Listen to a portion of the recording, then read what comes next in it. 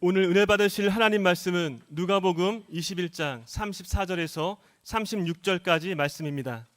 누가복음 21장 34절에서 36절까지의 말씀을 다 같이 봉독하시겠습니다. 너희는 스스로 조심하라. 그렇지 않으면 방탕함과 술 취함과 생활의 염려로 마음이 둔하여지고 뜻밖의 그날이 덕과 같이 너희에게 임하리라. 이날은 온 지구상에 거하는 모든 사람에게 임하리라.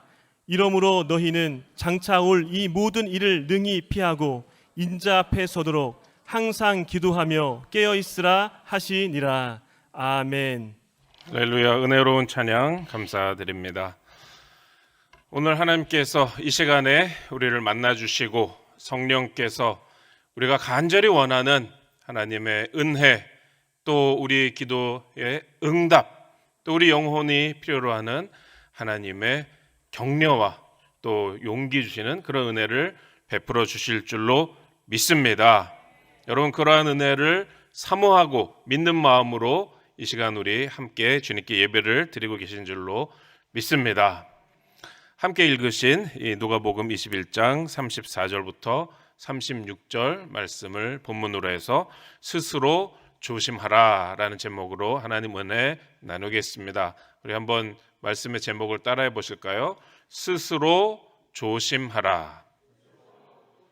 네, 오늘 말씀의 제목입니다.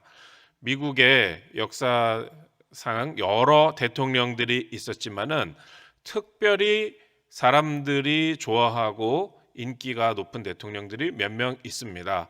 그 중에 이제 대표적인 사람이 존 F 케네디 대통령이죠. 1960년대 초반에 대통령을 했습니다.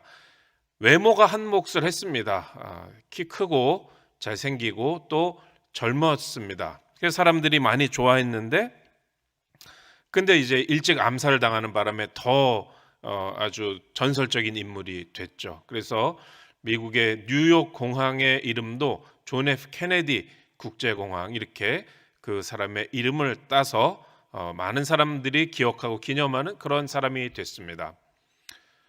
그렇다고 해서 물론 완전한 사람은 아니었습니다. 완전과는 상당히 거리가 있었던 사람입니다. 이 존 F 케네디는 굉장히 이 돈이 많은 아버지, 또 사회적 영향력이 큰 아버지 밑에서 자랐는데요. 이제 고등학교를 졸업하고 대학을 갈 때가 되니까 아버지가 이 아들을 좋은 대학에 보내려고 여러 가지 방법을 씁니다. 이 아버지도 하버드 대학교를 나왔는데 아들을 하버드 대학교 보내려고 거기 입학 사정관에게 아들에 대해서 추천서를 쓴 그 추천서가 지금도 그대로 남아 있습니다.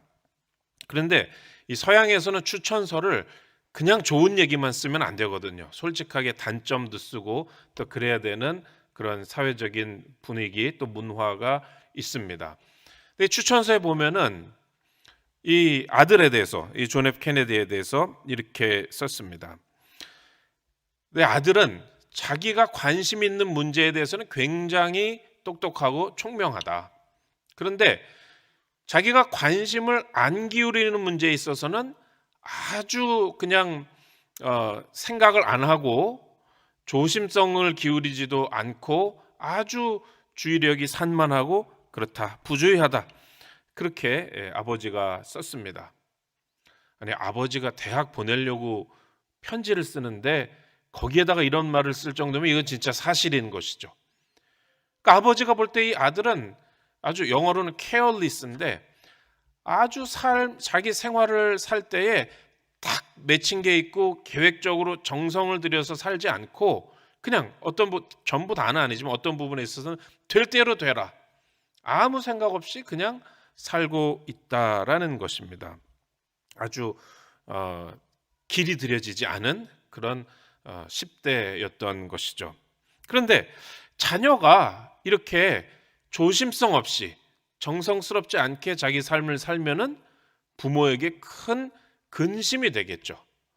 부모가 그런 모습을 보고 이 아이가 커서 무엇이 될까라고 근심을 할 수밖에 없습니다. 여러분, 사람의 성격을 심리학자들이 이렇게 연구를 해서 성격 유형을 나누잖아요. 요즘은 뭐 MBTI라는 것이 방송에도 많이 나오고 인터넷에 굉장히 유행을 하는데, 사실은 그거는 전문적인 심리학자들은 잘 쓰지 않는, 정확성이 떨어지는 그런 흥미 위주의 검사이고, 실제로 이제 많이 쓰는 거는 빅 5라고 해가지고 유명한 또 과학적으로 상당히 검증된 심리 검사 방법이 있습니다. 5가지의 성격의 어떤 특성들을 가지고 사람을, 각 개인을 평가하는 것입니다. 그런데 그 중에서 어떤 항목이 있냐면은, 이거를 한국말로 하면 뭐 성실성이라고도 할 수도 있고, 양심적이다 할 수도 있고, 또 조심스러운 성품 이렇게 말할 수도 있습니다. 다 비슷한 뜻들을 갖고 있는 것인데, 그런 거를 측정하는 것이 있어요. 그러니까 이 존 F 케네디처럼 자기가 관심 없는 것은 그냥 마음을 놔버리고 전혀 정성을 기울이지 않고 그렇게 사는 것이 아니라, 그 반대로 자기가 무엇을 해야 될 일이 있으면은 거기에 대해서 아주 주의를 기울이는 성품, 또 성실하게 하는 성품. 예를 들어서 어떤 기한까지 이 일을 마쳐야 되면은 그 기한을 반드시 지키고, 어느 정도의 퀄리티에 맞춰서 결과를 내야 되면 그 퀄리티를 반드시 달성하기 위해서 노력하고 챙기고, 작은 부분까지 점검 또 점검하는 그런 성품, 그런 것을 이제 성실성 내지는 뭐 양심, 뭐 조심성, 이런 비슷한 말로 표현을 해서 그 사람이 그런 성품이 어느 정도 있나를 측정을 합니다. 그런데 이거를 측정하면은 이 사람이 앞으로 어떻게 살지가 상당히 예측을 할 수가 있다는 것이죠.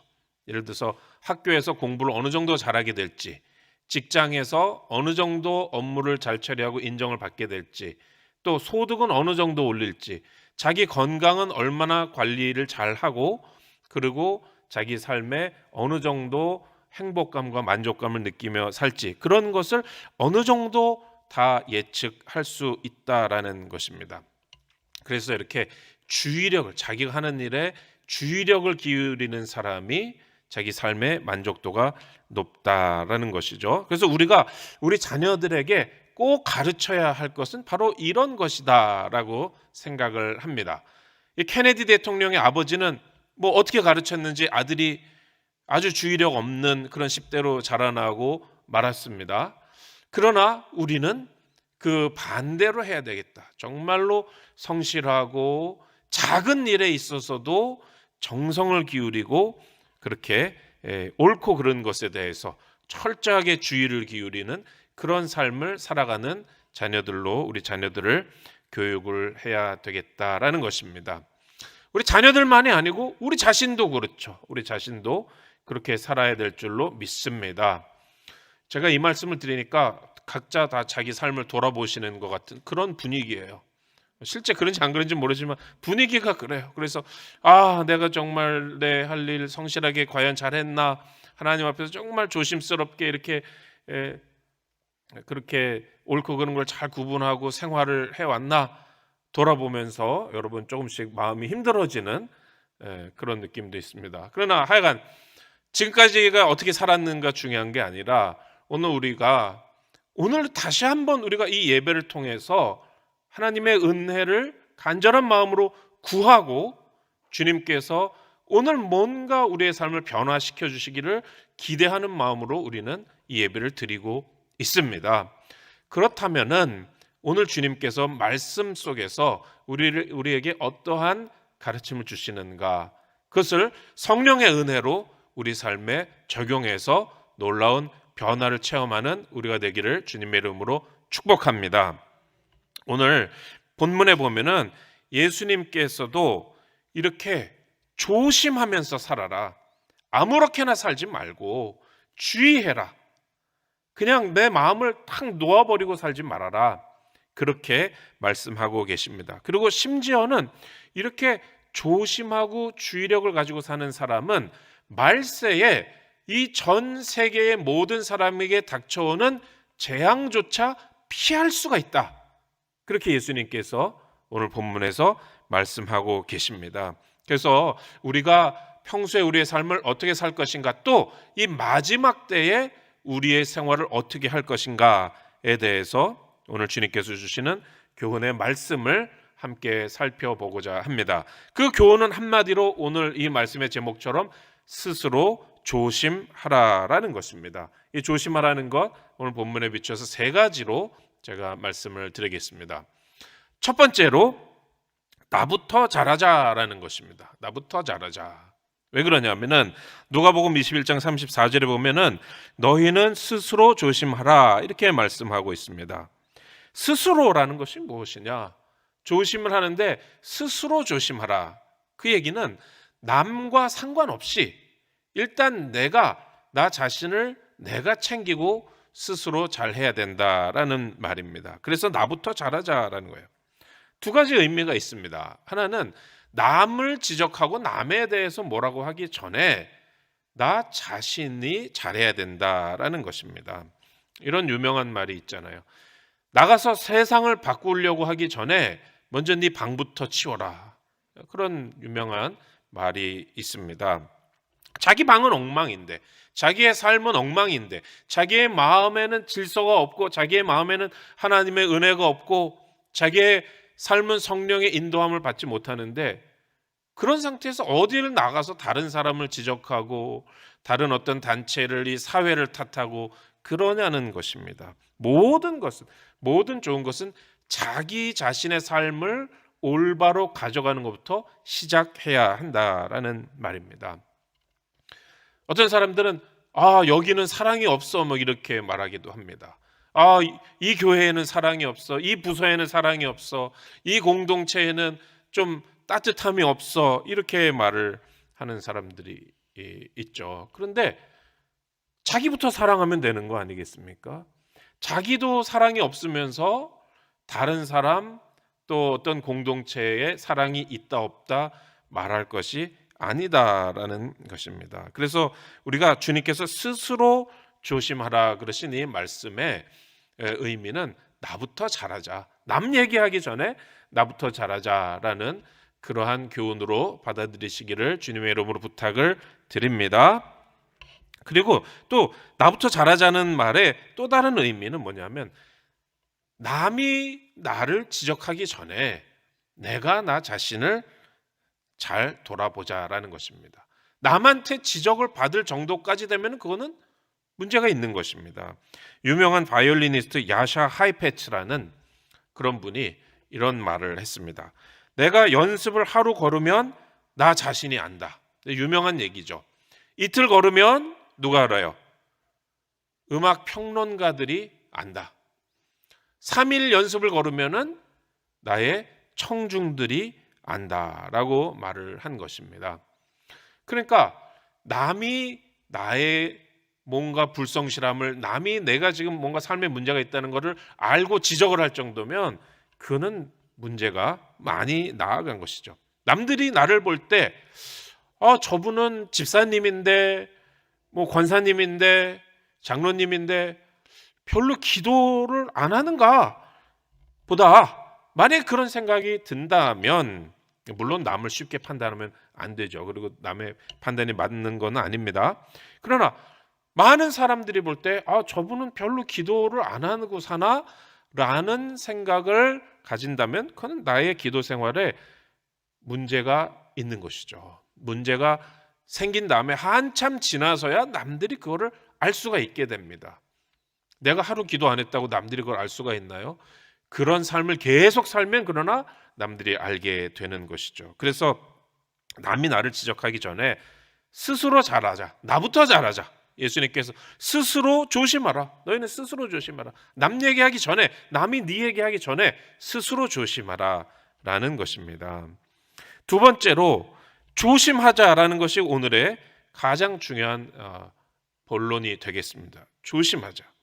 조심하지 않으면 안 되는 것이죠. 여러분, 우리 신앙생활에 조심성이 없으면은 큰일 나는 것입니다. 주의력을 기울이지 않으면은 문제가 생기는 것입니다. 사고 난 다음에는 늦는 것이죠. 그래서 조심하기 위해서 늘 기도해야 되고 자주 기도하고 기도 많이 하는 것이 굉장히 필요하다라는 것입니다. 여러분, 어떤 분이 우리가 가끔 보면은 조금 이 사회생활을 남들과 더불어 살거나 일을 못할 정도로 약간 정신적으로 힘든 분들 계시잖아요. 근데 그분들의 가장 드러나는 특징이 뭐냐면 남과 옷을 다르게 입어요. 그렇죠. 뭔가 뭐 옷을 잘 입고 못 입고를 떠나서 뭔가 보통 사람들이 안 입는 그런 옷, 예를 들어서 겨울에 여름 옷을 입는다라든지 여름에 겨울 옷을 입는다라든지 뭔가 입긴 입었는데 뭔가 많이 흐트러져 있다라든지 그런 건 벌써 그분이 정신적으로 문제가 있는 것입니다. 정신적으로 문제가 있으니까 자기의 옷차림을 조심스럽게 남들이 하는 대로 사회에서 손가락질 받지 않게 그렇게 챙기는 것을 못하는 거예요. 정신적으로 문제가 있기 때문에 그렇습니다. 거기서 더하면 이제 자기 몸을 씻지 못하고 막 이렇게 되는 것이죠. 옷을 그래서 부주의하게 입는 것은 벌써 사회생활에서 자기가 굉장히 남의 신뢰를 못 얻게 되는 그런 것이죠. 그러니까 이런 옷차림, 예를 든 것입니다. 옷차림 하나에서도 주의 깊게 내가 내 생활하느냐 아니면 부주의하게 하느냐 그 차이가 나타나는 것입니다. 그런데 우리의 생활에 있어서 우리의 영적인 문제에 있어서 주님과의 관계에 있어서 얼마나 우리가 조심하는 것이 필요하냐라는 것입니다. 그래서 여러분 누가복음 21장 34절 말씀, 오늘 본문 말씀 한번 한 목소리로 같이 읽어보시겠습니다. 너희는 스스로 조심하라. 그렇지 않으면 방탕함과 술 취함과 생활의 염려로 마음이 둔하여지고 뜻밖의 그날이 덫과 같이 너희에게 임하리라. 아멘. 조심하지 않으면 방탕자가 될 수 있다는 말씀이에요. 조심하지 않으면 아주 맨날 근심 걱정에 찌들어 있는 삶을 살게 될 수 있다라는 것입니다. 조심하지 않으면 마지막 주님의 오시는 그 재림의 날이 덫과 같이 우리를 탁 잡아서 무는 그런 재앙의 날이 될 수도 있다라는 것입니다. 조심성을 잃어버리는 것이 얼마나 치명적인 것인가, 이걸 주님이 말씀하고 있습니다. 유명한 벤자민 프랭클린은 이런 말을 했습니다. 사람들이 큰 해를 당하는 것이 지식이 부족해서가 아니라 조심성이 부족하기 때문에 큰 해를 당한다, 그런 말을 했습니다. 여러분, 우리는 뭔가 이 세상에서 또 영적으로도 잘 살기 위해서 뭐를 많이 알아야 될 것 같은 그런 생각을 할 때가 있습니다. 그러나 이미 우리가 알고 있는 교훈만으로도 충분한 경우가 많습니다. 뭐를 더 몰라서 우리의 삶에 문제가 생기는 것이 아니라 아는 것을 조심성 있게 스스로 조심하면서 살지 않기 때문에 재앙이 다가온다라는 것입니다. 여러분, 잘 조심해서 살게 되시기를 주님의 이름으로 부탁을 드립니다. 옛날에 우리 조영기 목사님께서 이런 설교를 하셨던 게 기억이 납니다. 조영기 목사님이라도 기도를 좀 어느 날은 덜 하면은 여러 가지 인간적인 기분이나 생각이 많이 드신다는 거예요. 그래서 어쩔 때는 괜히 마음이 우울해지고 울적해지고 그러다 보면은 목포의 눈물이나 한번 불러볼까? 뭐 이런 생각도 든다. 그런 얘기를 한번 수요예배 때 설교에서 하셨던 게 기억이 납니다. 뭐 목포의 눈물을 부르는 게 그 자체가 문제가 아니라 영적으로 우리가 원하는 주님과의 관계에서 내가 원하는 영적인 그런 신앙생활의 모습에서 떨어질 수가 있다는 것이죠. 둔해질 수가 있다는 것이죠. 오늘 말씀처럼 방탕한 사람이 될 수가 있어요. 여러분, 나는 방탕이랑은 나는 거리가 멀어. 나는 구원받았고 그래도 나는 주님 뜻대로 살려고 하는 사람이니까 방탕한 삶은 남의 일이야. 여러분, 이렇게 자신할 수 있는 그런 사람이 얼마나 되겠습니까? 우리는 다 연약한 사람들인 것이죠. 방탕은 또 그렇다 하더라도 생활의 염려, 여기 보면 생활의 염려로 마음이 둔해진다 그랬는데 이거는 우리가 수시로 그렇죠. 수시로 생활의 염려로 마음이 둔해지는 것입니다. 여러분, 다윗이 사울에게 쫓길 때 요나단을 만나서 뭐라 그럽니까? 진실로 죽음과 나 사이는 한 걸음밖에 없다, 그런 말을 했잖아요. 여러분, 정말 예수님 말씀처럼 우리가 주님의 말씀에 주의를 기울이면서 살지 않으면 방탕함과 또 마음이 둔해지는 생활의 염려에 찌들어서 사는 삶은 그런 삶은 우리와의 걸음이 한 걸음밖에 없어요. 자칫하면 그렇게 살게 되는 것입니다. 앤디 그로브라고 예전에 유명한 인텔이라는 그런 이 컴퓨터 그 CPU를 만드는 회사의 회장을 지낸 아주 전설적인 인물이 있죠. 세계적인 기업가인데 이 사람이 이런 유명한 말을 했습니다. 성공은 편안함을 낳는다. 그런데 편안함은 실패를 낳는다라는 것입니다. 여러분, 성공하면 여러 가지 편안해지고 내가 하던 대로 하면 될 것 같고 내가 다 잘 되는 것 같고 그런 그 마음의 편안함이 올 때 그것 때문에 실패를 하게 된다는 것입니다. 그래서 한 유명한 말이 편집증 환자만이 살아남을 수 있다. 이건 아주 말을 굉장히 세게 한 것인데, 편집증 환자라는 건 뭡니까? 언제 무슨 일이 생기지 않나? 내가 제대로 잘 하고 있나? 내가 뭐 어디 놓고 온 건 없나? 내가 챙기지 못하고 있는 건 없나? 그걸 끊임없이 생각하는 것이죠. 그래서 챙기고 또 챙기고 점검하고 또 점검하고 미래가 어떻게 나가고 있나? 현재가 어느 방향으로 가고 있나? 그걸 끊임없이 생각하는 사람. 그걸 좀 과장해서 말하면 편집증 환자. 그런 사람만이 이 냉혹한 세계에서 살아남을 수 있다.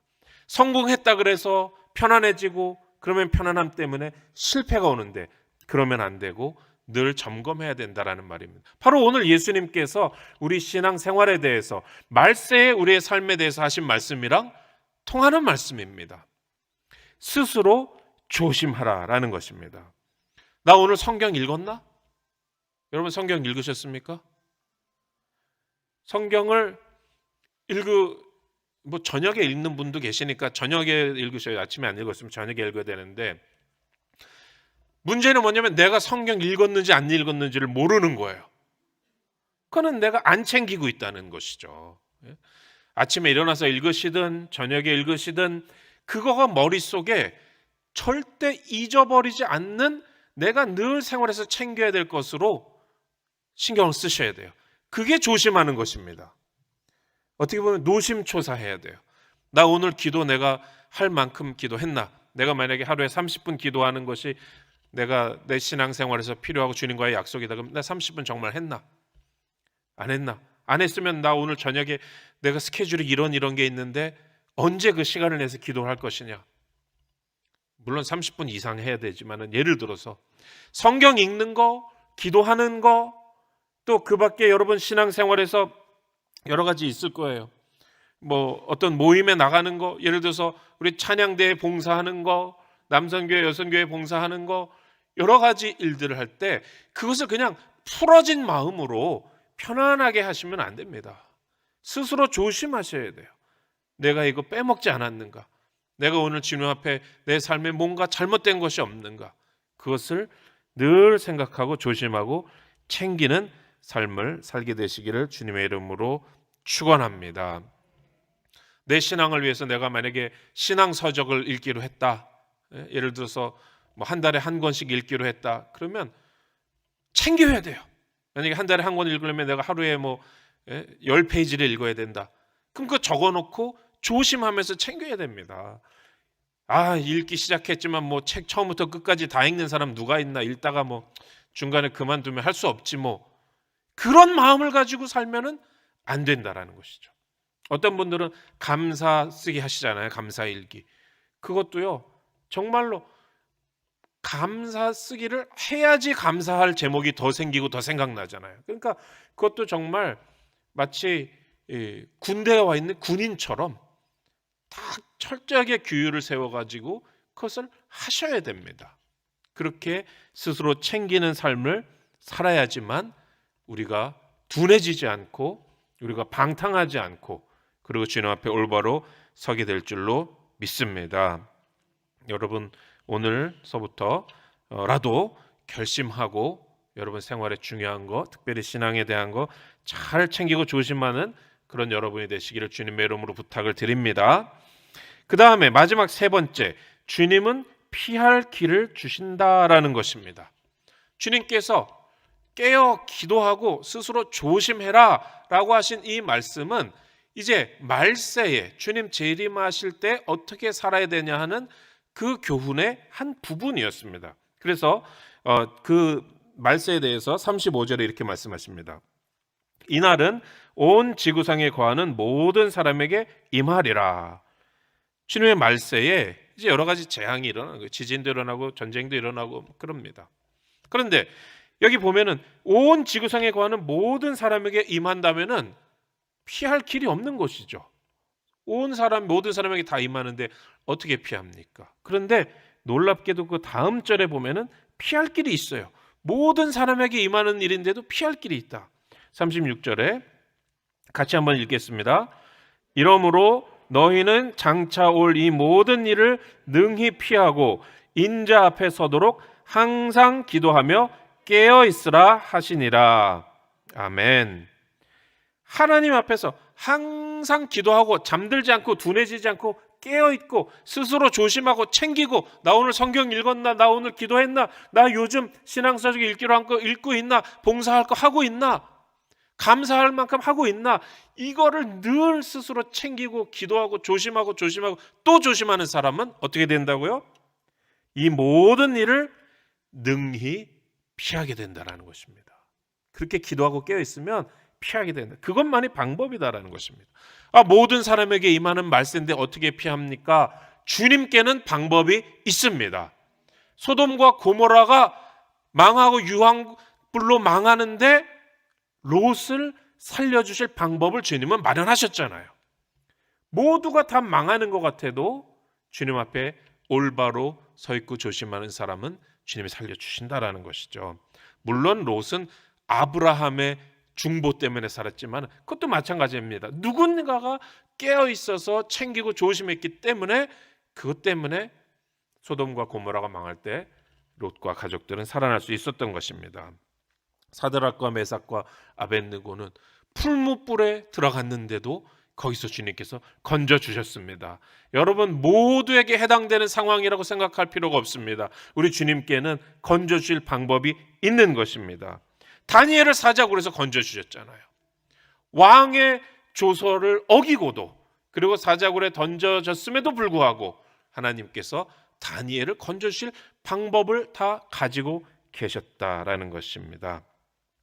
여러분, 주님은 다 마련하십니다. 주님은 다 피할 길을 주십니다. 최후의 만찬 때도 주님께서 다 마련하셨잖아요.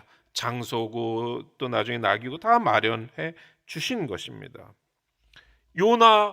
요나가 물에 빠졌을 때 큰 물고기를 주님이 마련해 주셨고, 베드로에게 명하셔서 예수님의 그 세금을 낼 것을 물고기 입속에 동전을 마련해 주셨고, 주님께는 다 방법이 있습니다. 주님께는 다 마련하시는 방법이 있고 다 피하게 해주시는 방법이 있는 것입니다. 그래서 여러분, 우리는 온전히 깨어서 기도하고 주님 앞에 온전히 서는 것이 우리의 삶의 가장 좋은 방책이 되는 것입니다. 말씀을 맺겠습니다. 여러분, 말세 또 세상이 어려울 때에 우리는 어떻게 살아가야 하는가? 우리는 누구나 다 마음 편안하게 살기를 바랍니다. 너무 어떤 것에 신경 쓰지 않고 너무 마음 졸이지 않고 그렇게 그저 편안한 마음으로 살기를 바랍니다. 그러나 영적인 생활은 그렇지 않다라는 것, 또 시대의 상황이 그렇지 않다라는 것을 주님께서 오늘 우리에게 가르쳐 주셨습니다. 우리는 대단한 사람들이 아닙니다. 우리는 자칫 잘못하면 술 취하고 방탕하고 마음이 둔해지고 걱정 근심에 찌들고, 또 주님이 예정하신 마지막이 덫과 같이 우리에게 덮칠 수 있는 그런, 언제든지 흐트러지고 뒤로 물러가고 주저앉을 수 있는 그런 소인을 가진 사람들입니다. 그래서 주님께서 우리에게 스스로 조심하라, 깨어 기도하라 하셨습니다. 여러분, 우리 마음을 다시 한번 다잡고 기도 많이 하고 기도 자주 하고 말씀 많이 읽고 말씀 자주 읽고 모든 것 주님 앞에서 잘 조심해서 주님의 크신 은혜를 받고 우리의 삶에 또는 이 세상에 다가오는 위기에서도 건져냄을 받는 우리 모두가 되시기를 주님의 이름으로 축원합니다. 기도하겠습니다. 하나님 아버지, 감사합니다. 오늘 주님께서 우리 예수 믿는 사람들의 삶은 스스로 조심하는 삶, 깨어 기도하는 삶, 그래서 주님께서 피할 길을 주셔서 그 피하게 하시는 은혜를 받는 삶임을 가르쳐 주시니 감사합니다. 하나님, 우리의 나태하고 우리의 풀어져 있는 마음을 이대로 두시지 마시고 성령께서 우리에게 감동 주셔서 새롭게 결심하고 새롭게 마음을 다잡고 새롭게 허리띠를 동이고 주님 앞에 나아가게 하여 주시옵소서. 성령님이 역사하시고 은혜 베풀어 주실 줄로 믿고 감사하며 예수님 이름으로 기도 올립니다. 아멘. 이제 몸이 아프신 분은 아픈 곳에 믿음으로 손을 얹으시고, 문제 또 기도 제목을 가지고 나오신 분은 가슴에 손을 얹고 기도하겠습니다. 하나님 아버지, 감사합니다. 주님께서 주신 말씀대로 믿기로 결심하고 주님께서 주신 소망을 품고 주님 앞에 기도하기로 결심한 주의 자녀들이 아버지여, 이 시간 주님 앞에 부르짖사오니 주님 부르짖는 소리를 듣고 응답하시는 아버지 하나님께서 아버지 모든 연약함을 고쳐주시옵소서. 모든 문제를 해결하여 주시옵소서. 주의 백성들이 울부짖을 때에 하나님이 귀를 기울이시고 그 문제를 해결해 주시는 것을 아버지 우리가 알고 있사오니 아버지 하나님, 이 시간 병의 고통으로 인하여서 아버지께 나와서 부르짖는 모든 자녀들 머리끝서부터 발끝까지 아버지 온전한 건강을 허락하여 주시옵소서.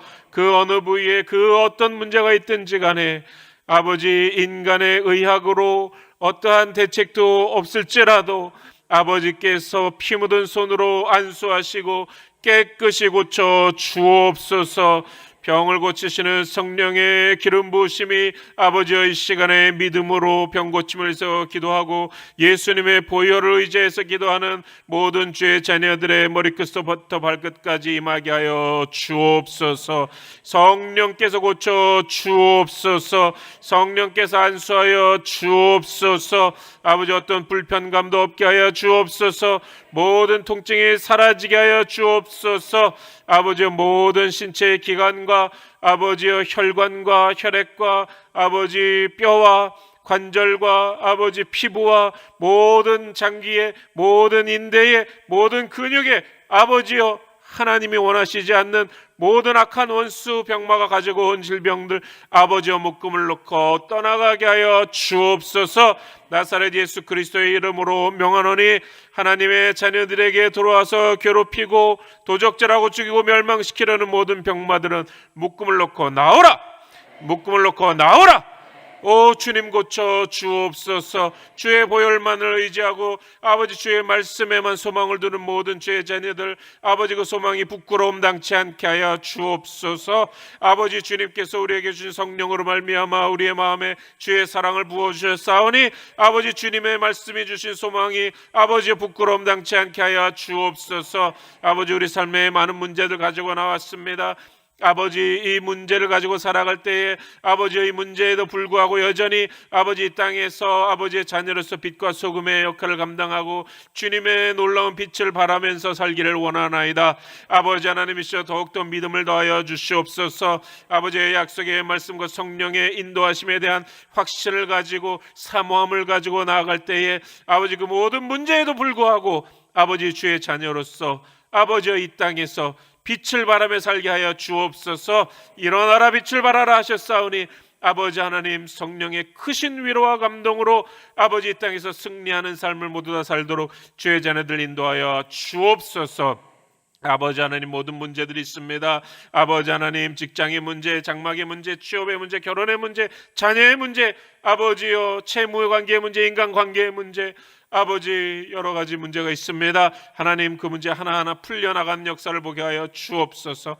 주의 영광을 위하여서 아버지 주의 자녀들에게 있는 문제들 아버지 주님 모두 다 하시오니 주님이 책임져 주옵소서.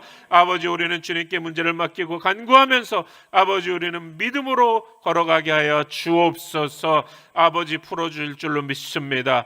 아버지 하나님 이 지구상에 있는 모든 사람에게 당하는 재앙의 날일지라도 아버지 깨어서 기도하고 조심하는 사람들은 아버지 피할 수 있게 해주신다고 말씀하셨사오니 아버지 인간적으로 방법이 없는 것들 아버지 하나님이 풀어 주옵소서. 아버지 길을 열어 주옵소서. 문을 열어 주옵소서. 아버지 주의 자녀들에게 승리의 삶을 허락하실 줄로 믿습니다. 아버지 오직 주님만을 바라보게 하시고 아버지 복음의 능력에서만 소망을 발견하게 하시고 아버지 주님과 매일매일 동행하고 모든 마음을 기울여서 아버지만을 사모하며 아버지 우리의 모든 삶을 승리로 가져갈 수 있도록 주여 크신 은혜 베풀어 주옵소서. 성령의 충만함 주시옵소서. 한 사람 한 사람 머리 위에 안수하여 주옵소서. 아버지께 영광 돌리고 아버지 믿고 구한 것 다 응답해 줄 줄로 믿고 감사하며 우리 주 예수님 이름 받들어 기도 올리옵나이다. 아멘. 이제는 우리 구주 예수 그리스도의 은혜와 아버지 하나님의 극진하신 사랑과 보혜사 성령님 내주 내재하시고 인도하시고 충만케 하시는 은혜가 오늘 하나님 전에 나와서 또 각자의 처소에서 이 시간을 기억하고 하나님께 예배하고 스스로 조심하고 깨어 기도하라는 주님의 말씀대로 자신의 삶을 가져가기로 다시 한번 결심하고 기도하고 성령의 도우심을 구하는 모든 하나님의 자녀들 위해 지금부터 영원토록 함께 하시기를 간절히 축원하옵나이다. 아멘.